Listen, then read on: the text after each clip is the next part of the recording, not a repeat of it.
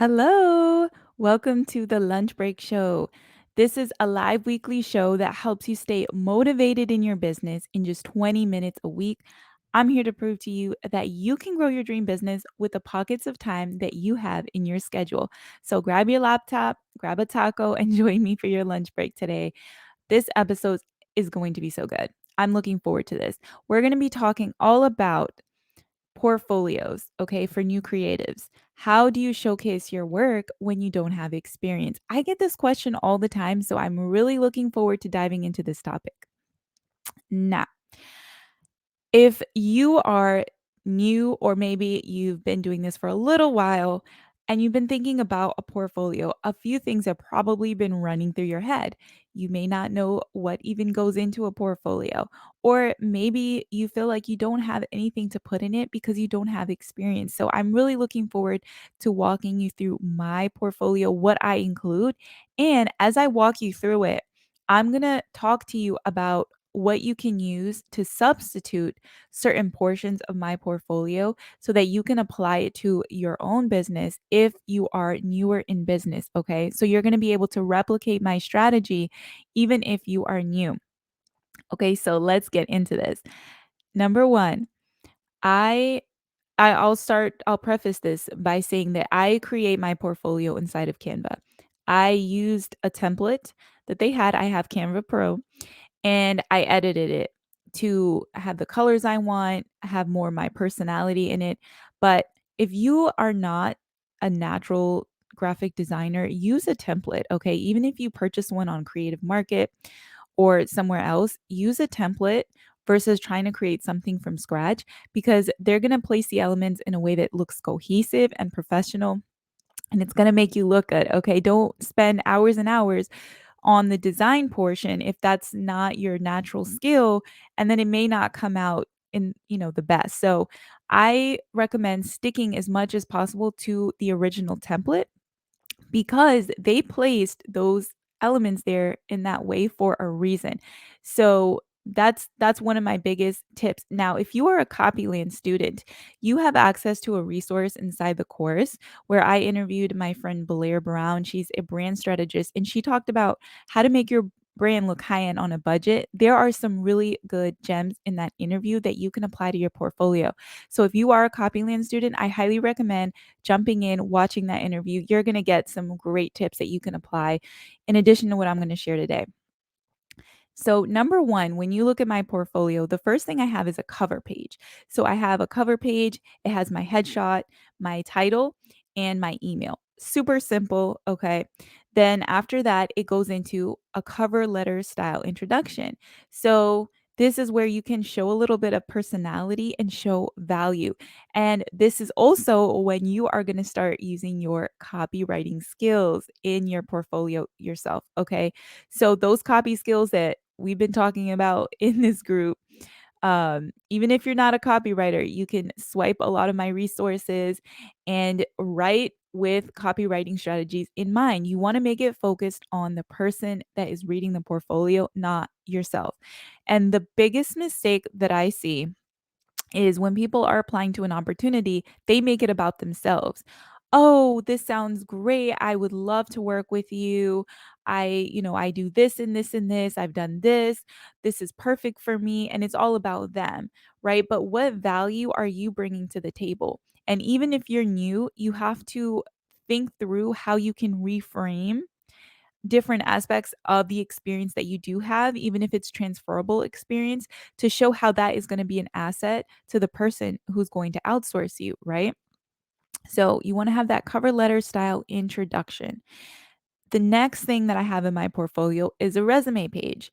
And it's super simple. So I just have my work experience, and I really only have two things on there, which is my role when I worked in house, and then all the years that I've worked as a freelancer. I lumped it into one section and just bullet pointed how I served in that capacity. Okay. Now, I also have a section where I have something called bonus points, and it's just kind of like my skills, different things, that I have experience with out that aren't stated elsewhere in my portfolio. For example, I speak multiple languages, I add that in there. I have experience with multiple social media platforms, I add that in there. And then just different aspects of my character that I think are going to be relevant to the people reading my portfolio. So I add that in there. Okay. You want to keep it simple and you don't want to put too much in there. Okay. You don't want to make it overwhelming where they are looking at your portfolio and they don't know where to even start reading. So try to keep it simple, but also make it feel full, like it has all the information they need to really make a decision on why you are the best pick. Okay. Sorry, I'm trying to figure out where to put this mic. All right. Next, after the resume page, I have something called the project page, and that's where I place different projects that I worked on, some of my favorite projects. And it's a mix of projects that I worked on while being an in house copywriter and also freelance projects. So, what I did is I just took an image, put the image there, put my role in that project, and a short description of what I did there. So they can get a sense of my experience in a more practical way. Okay. Not just saying, oh, I did this, I worked with this company, but sharing a little bit more in depth. What did I do in within that role? What did I do while working in this company? Now, if you're new, what you're going to put here are practice projects because you're going to hear me say this time and time again in this group. Okay, you should not wait until you get your first client to start practicing. So you want to create projects of your own, right? You can find prompts on the internet. If you're a Copyland student, I include a bunch of prompts that you can use inside of the course. Use practice prompts or find people that you can collaborate with. Maybe find a business owner who's newer in business. Maybe they're not looking to outsource just yet, but they could use the help and you could use the experience. Link up with them and help them with their business, right? Whatever capacity that is. Maybe if you're a copywriter, maybe that's creating an email sequence for them, writing a new website for them, whatever it is, but you need the experience. And I think a lot of people focus on getting paid right up front, but you need that experience. So if you're brand new to the scene, you don't have experience, it's going to benefit you to link up with someone and offer your services in exchange for that experience, in exchange for a case study, in exchange for a testimonial. Okay, if you can get paid while getting the experience, that's great, right? But even if you don't and you're brand new to the scene, it's going to help you. You're going to make that money back eventually, right? Because you're going to have something to put in your portfolio. You have to really put yourself in the business owner's shoes. And as someone who hires and gets pitched to all the time, I can say that being able to see someone's work in action is super important because people are trusting you with their money. Clients are trusting you with their money, okay? So don't be afraid to do some work without necessarily getting paid in exchange for money, but maybe you're getting an exchange getting you're offering your service in exchange for that experience, a testimonial, a case study, or maybe you're bartering services with someone. That is highly beneficial to you if you're new, okay? So you're going to have that projects page and then case study. So I put a case study of an outcome, a result that I was able to achieve, by the grace of God for a company that I worked with. So can you at least find one business owner who you can use your process on to get them results and then turn that into a case study, right? So for example, if you are an aspiring copywriter, can you find at least one business owner or even two business owners who need help, right? Maybe their copy could use some refreshing, their copy needs to be optimized. Can you practice what you've learned and implement those conversion copywriting strategies and maybe rewrite their welcome sequence or another aspect of their marketing assets and then track the results, right? See, was there an increase in open rates and click through rates? Track and measure those results after you worked with them and then turn that into a case study. That is so powerful. And I highly, highly recommend doing that. Okay. So, next, after the case study, I have a testimonials page. Now, if you're new, like I said, you can offer your services in exchange for a testimonial, right? Link up with another business owner who's newer in business, maybe they're not ready to outsource, or you can get testimonials from other colleagues maybe in other positions that you've had, and maybe they can speak to your gifts, your character, and things like that. Okay. Next in my portfolio, I have a page with my media features. So I am frequently on different podcasts. I collaborate. I've been featured in different news articles and things like that. So I put that in there. However, obviously, if you're new, you're not going to have that up front, right? And that's okay. So what you can do instead is talk about your unique process. So if you're a copywriter, talk about your copywriting process. Okay. Talk about why it's effective. If you're a web designer, same thing. Okay. Whatever service you provide. I know we have a lot of copywriters in here. And also, consider creating authority building content by collaborating with other professionals. So, example, go live in someone's community. Maybe you can find someone who has a smaller audience, a smaller Facebook group, and they're willing to collaborate with someone else who's also new in business. Go live in that community and talk about your expertise, right? Not making it focused on you and what you know, but maybe there's something that you can teach that audience, right? Maybe you're one step ahead of them in a certain area. You're learning something that you can share with them, or just talk about your journey because people will relate to you. Okay. That's authority building content.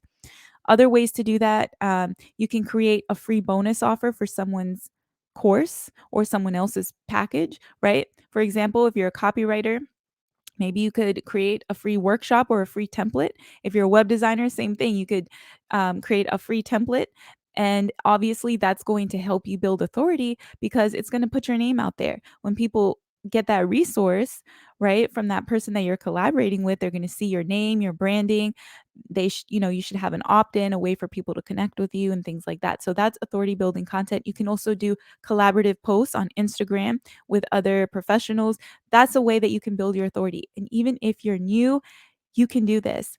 Now, I don't know if you heard a past episode of this show with my friend Pamela Krista, and she talked about overcoming the fear of niching down. Go back and listen to that episode because we shared some great gems on how to build authority, even if you're new. So I highly, highly recommend going back to listen to that episode. Okay. So after the media features, essentially that's it. That's my portfolio. And then at the bottom, I like to have something that shows my personality and my values. So I include one of my favorite Bible verses in relation to, work and things like that. So for you, add a little bit of personality. Before I added that, the old version of my portfolio had a link to sign up for my email list, and that's probably something that I may add back. You can use that as an opportunity to build your email list, to share an opt-in. For me, I'm probably going to change it and promote my podcast on there. I have a podcast if you didn't know. And if you're interested in that, I can link that in the comments. You can listen to it. But you want to have some kind of call to action, right? That can help you build your business as you're putting your portfolio out there because you just never know. People will sign up. People signed up to my email list just through that. So that's something else that you can do, right? But you want to just add something that shows a little flavor, a little personality, or some of your core values, like I said, and that's just going to help you stand out from the crowd, okay? And help people to connect with you. Now, if you want to see this in action, I posted an Instagram reel actually scrolling through my portfolio so you can see what it looks like from cover to cover. And you can find that on my Instagram. It's my Instagram handle is at the virtual mama. Okay. And that's it. Guys, if you have questions, comments, go ahead and leave those down in the comments. I will come back, answer them. You know that I love hearing from all of you. And let me know if this was helpful, right? And if you enjoyed this, you definitely will enjoy the business module inside of Copyland because I go through so many aspects of business, not just portfolios, but just so many aspects of branding and marketing a service-based business. Especially if you're a copywriter, it's going to be super helpful for you.